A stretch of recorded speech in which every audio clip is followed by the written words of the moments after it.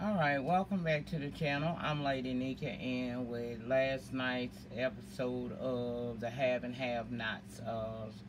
It was entitled Sugar Mama, I think. But we're gonna talk a little bit about what went on down there last night. I'm sorry I'm coming in late with some reviews. Y'all know yesterday was my date with Ben, so you know, if I happen to be talking with my hand and you see that, don't be alarmed, child. I'll be fine. Anyway, let's talk about this damn have and have nots, honey. Let's talk about that a little bit in depth. I'm ready this week. Last week I threw it together. This week I was prepared. I watched it twice to make sure I had everything together for you. So I guess the best thing I could do is start out by asking y'all, what the hell wrong with Benny? Morning, it's coffee time.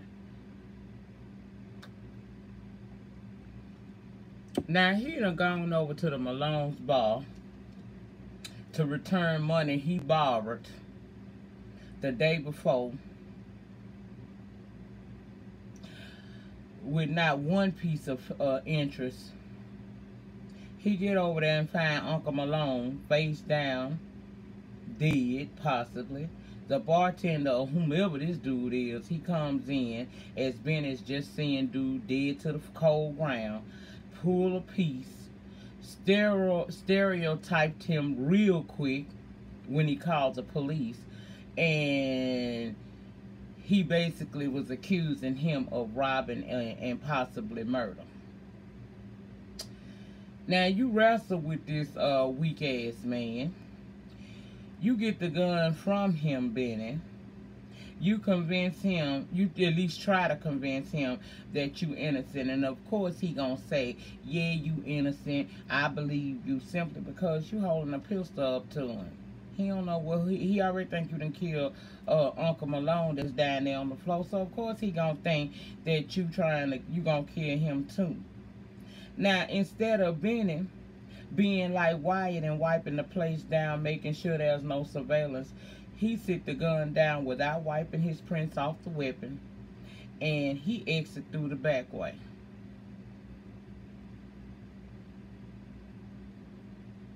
You big dummy. I'm so sick of him, y'all. I told y'all he a big old pretty mall void of shoppers. That's what he is. He a big pretty mall void of shoppers. You over there blowing up old fine ass bitch. He come to see what you want and you tell him what happened. And y'all out there arguing so loud that my Hannah done heard y'all. And why? Because Benny never listens and his bullshit always backfire. That's why. Now, Hannah done come in the kitchen as Benny sitting in there. He's stressing, of course, and he has to end up telling his mama exactly what went on. And she trying to see if Candace involved, because you know to her, Candace is the devil. And remember, Candace was just there a couple of days ago. So, you know, he telling her what happened. Hannah just can't figure out what it is that she went wrong, where it is she went wrong with her children. What's wrong with her kids? She just over it and I mean she over it completely. But she worried once again about one of her grown ass kids and the stupid decisions that they choosing to make. Now he want to go over to Veronica house for some help. She against it. She wants to go to Catherine and he don't want her to do that. So he convinced he need Veronica. That's where he gonna head off to go see her. So she leave to go see Catherine. I said, what? Okay. Now, I always felt, because at first when Hannah, you know, I felt a ways when she got over to Catherine's house. I felt a ways about her going over there because, you know, she detailing what done happened with Benny, and Catherine was truly concerned until, if you ask me, now it's just what I picked up on. It seemed like to me, once she realized who this gangster was, you know, and what the situation involving Benny was, she probably began to some way connect the dots and realize that gangster that she talked about could be the one that my son just killed. She suggested Marty, and Hannah said Benny want Veronica, and Catherine said, well, Veronica is the best. But she know Hannah didn't, you know, she wasn't seeing it for no Veronica. So Catherine say, ultimately it's gonna be Benny's decision. because he grown. But she'll call Marty in the morning and have Marty call her. Then she offered her to stay over. As Jim comes in and speaks, Hannah declines Catherine's offer to stay, speak to him very briefly, and out the door she go. Now, I don't know, like I said, I could be wrong here, but I just had felt like she realized in that moment when Hannah was detailing, because at first she was all in. Then when the details started to come together, it seemed like she kind of like was going to, I don't know, I just got a weird feeling about that. Like maybe she put that together and realized that who Benny walked in on that was on the ground dead or possibly dying is the same man that your son jugged and think that he's dead. I just said feel like that she knew about it. And I hope she not once again gonna try to take care of Wyatt and use Benny as a scapegoat, because you know we've been here before. I'm just hoping that ain't the situation. So after she leave, Jim is asking Catherine what Hannah was there for, and she said her son. He asked what about him, and Catherine lied and said that Benny had got a DUI and was arrested. So Jim said he needed to talk to Benny, and Catherine wanted to know why. He said because Candace got Wyatt money from this guy I hired and put it in Benny's name. Now, I need to talk to him. And Catherine said, well, you just going to have to wait till he get out of jail. Katie, you been married to this man how long? Since when your husband ever went by the rules? Since when, honey? I don't never remember a time where old Jim Cryer was ready to go by the rules. He just ain't finna do that. You know damn well if he want to talk to Benny, he gonna find out you lied about Benny being in jail and the reasons why. Because first of all, he ain't in no jail, and he gonna find out that you lying about this. And if you need this man to cover up stuff, what you lying about stuff for? But then again, maybe she lying because she do know that the guy that her son is alleged to have killed could possibly be the guy that Benny walked in and found him laying there. So I don't know what this gonna be. I do know this. I'm here for the conversation that she having now and the one she gonna have next week when she say, you know, at some point we gotta stop covering for his ass, okay? Now, you got RK from the bar. He done went to see Veronica. She don't be more know him than a man in the moon. But when she answered that door, he walked past her on into her house like he knew her. And told her he wanted a drink, took the drink she had in her hand and drank from it. Then had the nerve to say, I thought you would drink something better than this. I said, boy. Now, remember Veronica drunk. She been in her damn feelings all day. She been drinking because David done finally moved on for real. So RK was sent by Candace to give Veronica some sexual healing. Veronica was trying to play him to the left, calling him a little boy, saying she a grown woman and how he not ready. Then he took that shirt off and cheering. She was horny as hell just that fast.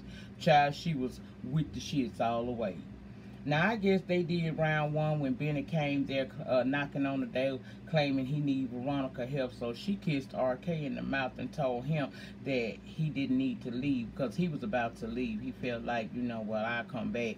She was like, nah, what I need you to do is go upstairs and wait for me. And she gonna deal with Benny. Now, he go up to her room and he probing through her jewelry, stealing. He checking in her closets, and he decided that, you know what, this chick rich. This chick got it going on. I think she might need, you know, she might be a sugar mom. I think I'm going to, you know, see what it do right here. He said that he gonna get her for everything she got, and I said, Now, she already said that she can hold herself down and that she got her own, so I guess he about to try to make her his next mark. I said, "Oh boy, you might be tap dancing with the devil, bro. I don't know." Now downstairs, after she makes Benny apologize for sleeping with Melissa in her living room, and he runs down what happened at the bar, and she gave him the impression she could and would help him, but said for him to go home and rest up because the police in they city slow. Ain't nothing gonna happen tonight.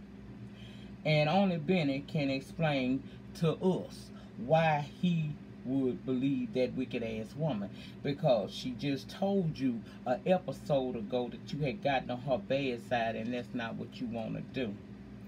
Now he getting ready to leave, and she make him thank her yet again. And did he see? I just don't get it. Why would he go to her? Of all people, I know they say she the best lawyer in town and whatnot, but why would he keep running back to Veronica when he know the power of her venom? It's like he steady walking in the. I don't know what to say about this boy. Unbeknownst to him, she was just trying to make Jeffrey sign an affidavit that would have pinned Quincy murder on him. He's stupid as hell. Just a young dummy, and that's why she shoot him off, and she made a joke about his mama, talking about, tell your Hannah, hey, hallelujah. She drunk and shit. And then she decides she gonna go upstairs and play with the man boy, and show him some tricks that he had never seen before. That's what she said. So, Candace supposed to be, the hoe of the show. But y'all notice Veronica very freelance with her puss. She very freelance with it. I don't understand. Now, did I mention to y'all that Rcade Rcade went and told Candace that Rocky had ratted her out to Oscar, and that's how he ended up at Veronica's. Remember? Well, you might not remember because some of y'all didn't see the show. Y'all waiting on this review. So let me tell you how he wound up at Veronica's house. He went up there to Candace wanting to sleep with her. He want to know what is that hoodoo that she do so well, okay? So she was like, let me see what you're working with. And when he pulled that P-bird out, she told him, baby, that's a, you got it, girl. Put that back up. Basically, she told him he better hightail it back downstairs and try to pull some old women. Better yet, let me tell you about this one in particular, and that's how he winded up at Veronica's house. I forgot to mention that. Now, that's how y'all caught up. Jim goes over to David to confront him about Oscar because he let Candace get that money from out of Wyatt's account.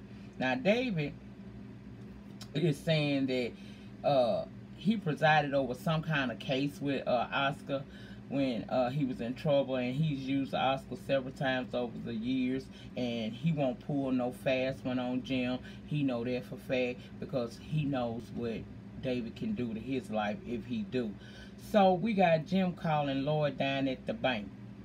Now, child, poor Lloyd was down at the house just trying to get him some sleep. He had did his 9 to 5 down to the bank, and he just laying in the bed trying to get him a little sleep. And here come this rude ass Jim Cryer calling him. He called the man. He was disrespectful, asking did he open up an account under the Cryer company, and Lloyd said yes. Well, he wants to know why did he do it, and he said because Mrs. Harrington told him. So Jim say to David, Veronica told him to do it, and David is confused because what Veronica got to do with any of this is the question that he wants to know. Jim asked Lloyd, has there been any activity on the account, and Lloyd said he would check in the morning. Jim told him, now get your fat ass up and go and check now. So this man got to get up, go downstairs to his computer. When he gets there, he says the account holders are Candace and, of course, Veronica, and that money was in there from Wyatt's account, but it was in there for just a short time, and a couple of hours later, it was removed and placed into Benjamin Young's account. And so now Jim and David trying to figure out what's the connection between Candace and Veronica, because according to David, Candace and Veronica are like oil and water when they got cool.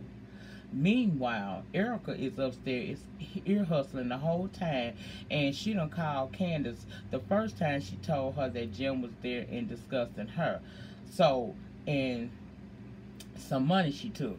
Candace went off and told Erica don't call her again, because after she heard them talking some more, and they included Lloyd and had more details, she calls back a second time, and Candace tell Candace what she heard, and Candace asks her why she doing this. She said, I want to get back in your good graces, and Candace told her that'll never happen. You can get a bitch slap at best, and hug up on her yet again. Now, girl, you set up with War who ended up killing this girl's child. Are you dumb? Y'all ain't never gonna be cool again. But what you could have done was you still could have won, Erica, because you're dumb. You just dumb as hell too. It's just a cast of dumb as hell people. Child, you could have told David everything by now. He might have been a little bit upset, but he'd have forgave you. This could have been where you won, Ed. Out of everything that was going on, you could have ended up coming out on top, girl. You'd have got your man. You'd have had a man with money, which means if the nigga got money, you got money too. So I don't understand her, but she's stupid. She started playing on the wrong team, but we're going to see how they're going to work out for her. Landon, get over yourself, boo. Charles want Candace, and nothing you can say or do will ever change that.